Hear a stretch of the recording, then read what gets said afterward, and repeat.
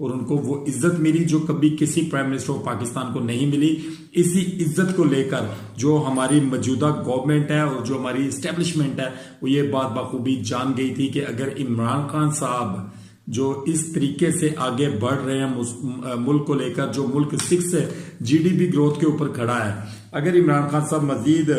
कुछ अरसा इस गवर्नमेंट का हिस्सा रहे, प्राइम मिनिस्टर ऑफ पाकिस्तान रहे, तो पाकिस्तान तरक्कियों के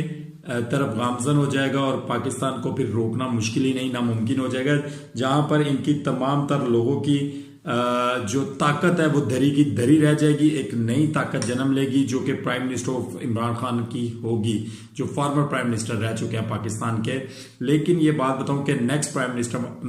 मिनिस्टर आपके पाकिस्तान के इमरान खान ही होंगे, क्योंकि इस वक्त इमरान खान साहब का वोट बैंक जो है वो 3.5 करोड़ के ऊपर स्टैंड कर रहा है। और आने वाले इलेक्शन अगर 5 साल के बाद भी होते हैं तो